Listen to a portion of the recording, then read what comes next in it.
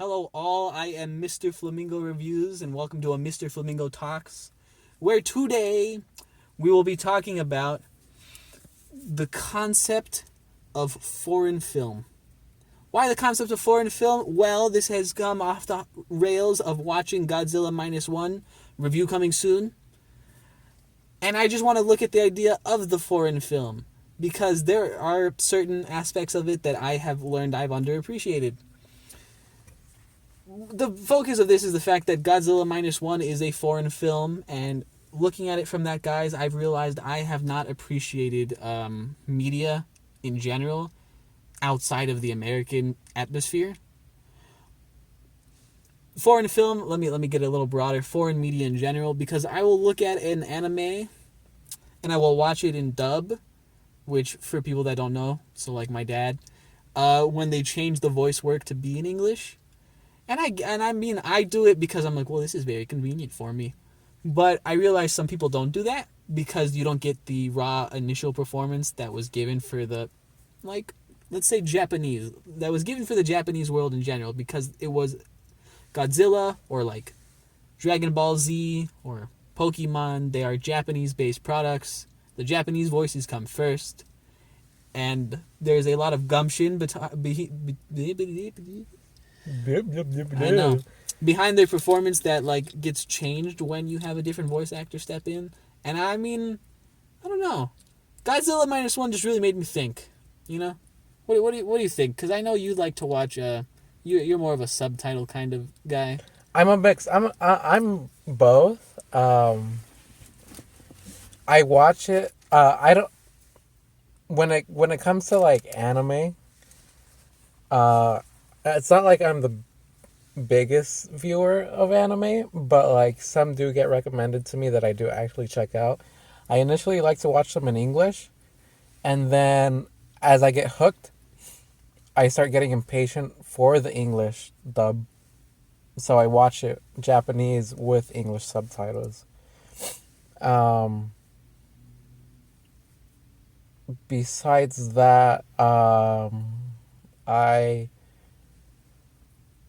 I also like to learn about like other cultures and stuff like that. So like you understand what the thought process is behind something. So like for example, this Godzilla Minus One, the the main protagonist is a kamikaze pilot. And if you don't know, if you're a kamikaze pilot, you're supposed to die for your country. You're are literally a suicide bomber. And if you don't do it, you're shamed. You're shamed. And like, well, that's something that's not very much experienced here in the United States. It was the thought process in Japan at that time. And it still kind of is, not to that point, but like just making sure that you are not put to shame. My thing is like, because I hadn't really considered this, there are tons of different dubs. There's like Brazilian dub and everything like that. So you realize that the only real like true production that isn't just dubbed over is the Japanese production, the intended performance. And I hadn't considered that until I looked at the broad strokes, and I'm like, okay, so using Dragon Ball Z as an example, like North American voice actor Sean Schemmel is notorious for playing Goku. Also notorious for that leak, those audio leaks. Oh, we don't talk about that. But like, and he's extremely popular. But there are tons of other Gokus, because there are tons of different countries that do their own take on this, and everybody bases their take on the Japanese. And like I hadn't considered it, because of course I still love like performances based on the actor. Like I will take a good Sean Schemmel performance, but then you look at how many times he voices Goku, and if you look at that same scene across like the board, he always does it slightly different.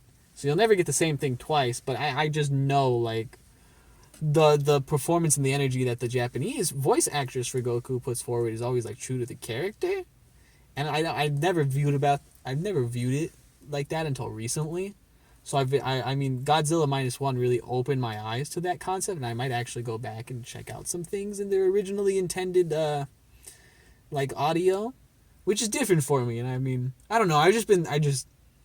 I have no problem with dubbed though. Like that's always gonna be in my heart. Like I watched Yu-Gi-Oh! GX dubbed, and like for me, Don Zaluga's always gonna have a really bad Christopher Walken impression.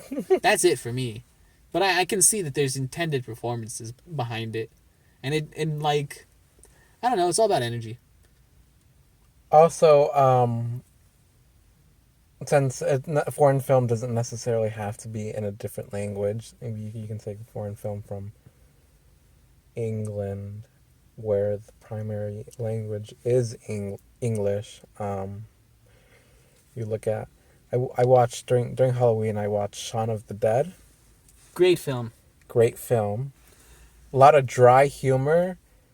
But Oh, like, that's a good point. I like that dry humor. So like, you'd expect a movie like that in the United States to be more slapstick, be more.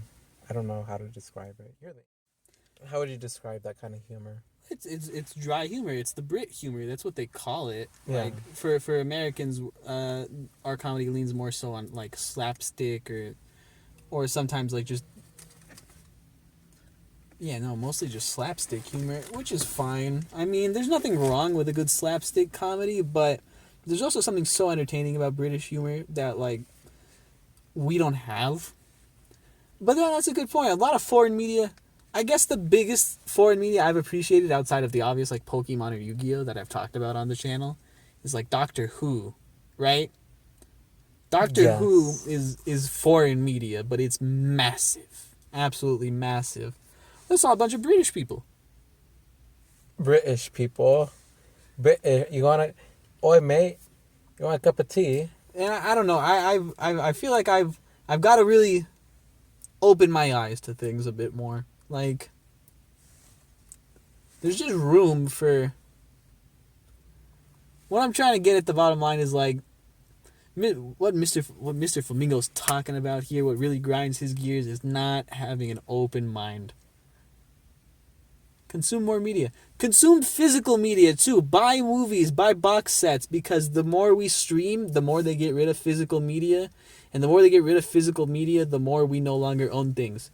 Because, ladies and gentlemen, this is a total sidestep, I know, but it's just reminded me of the fact that if they stop producing movies and you can only get your movies on streaming websites, they can take away those movies from you at any minute. But if you have a movie on a DVD, that's yours.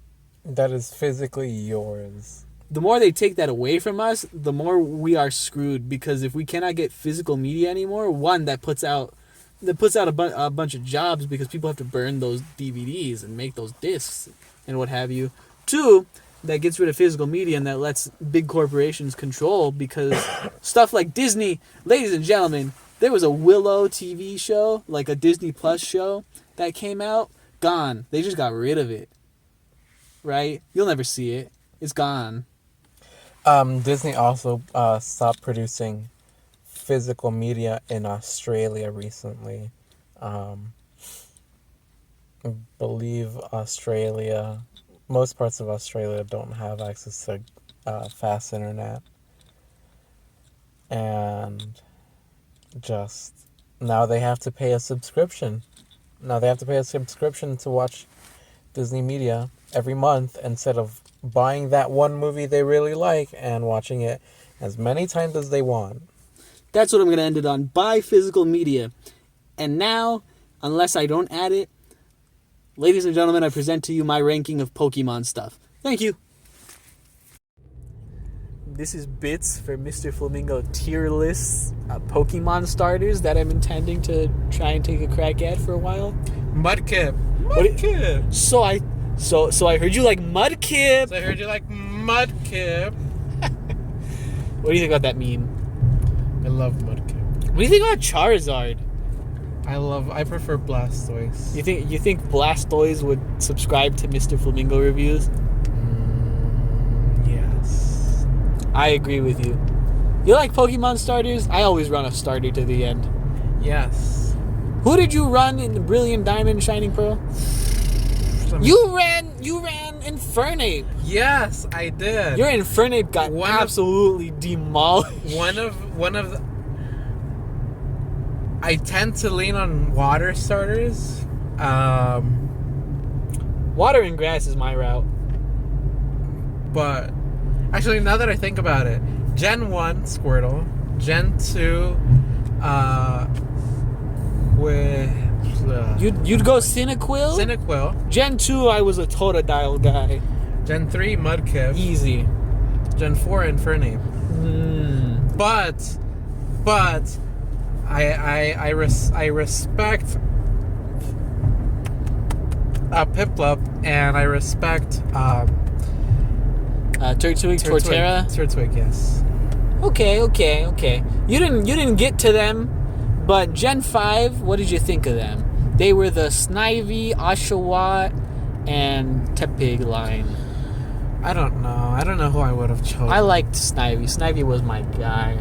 I don't know. Maybe that's like one of the generations where I would drop the starter. You should have made it to Gen 5. I know you don't have that much interest, but Gen 5, I said this in Mr. Flamingo Tears, the mainline Pokemon games, while the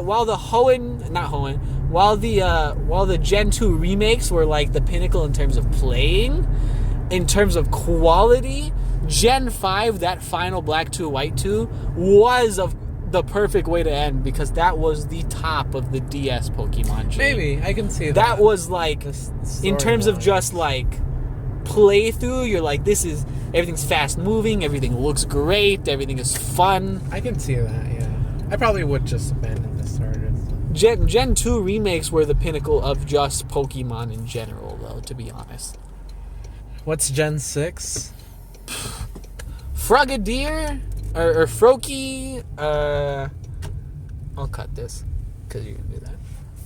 Froakie.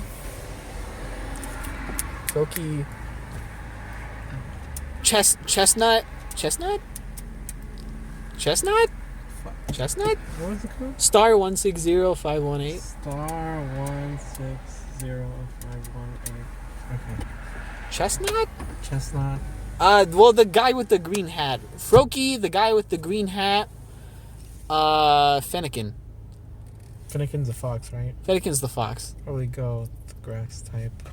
Ooh, I would not welcome. Is the end evolution the guy with the big shield? Yeah, he looks stupid. I'll go with that one. Really? I think I don't know how they got from nice looking like chipmunk to weird looking like armorer kind of dude. Gen 7 was the owl, the WWE luchador cat, and the sad circus water dog.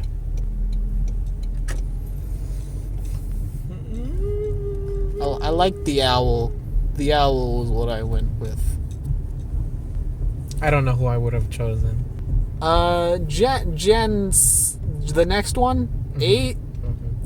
No, nothing really matters except for emo lizard. Water lizard. Sable. I would have definitely 100% chosen Sable for real. And then this latest generation, they fumbled my boy Quaxley. So I honestly think that the cat was the right one. Probably would have gone for the crocodile. I don't like his last look. I mean, I like it in general, but I just think the little fire bird on his nose was kind of like overdoing it. I can see that, yeah. Wait, you're forgetting about something. What? Let's go Pikachu and Eevee. If we were doing that much, there's also like Pokemon Yellow and like all the spin-off games. Because if I'm picking, if you do Yellow, you have to pick Pikachu. But then if we're just doing starters across the board, I mean, the Pokemon Ranger, I think it's Shadows of Alma, or it's either Shadows of Alma or the other one.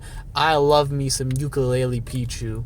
That is the best starter across the board. I don't think he's gonna end up in this tier list, but Ukulele Pichu. I'd probably choose Pikachu.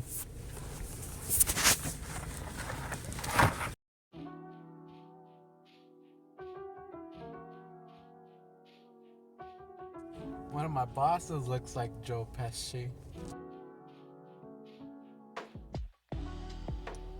Leave the cannoli, take the body.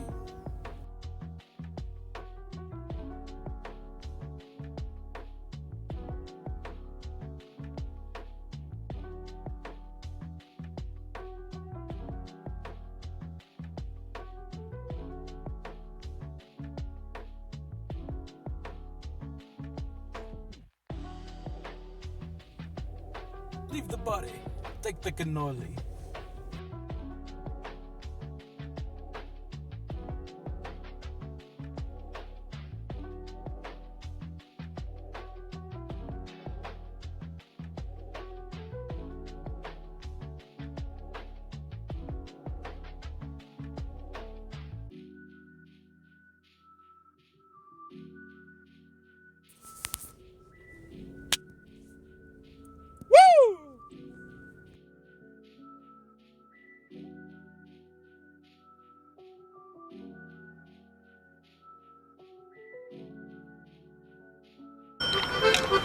What was I thinking?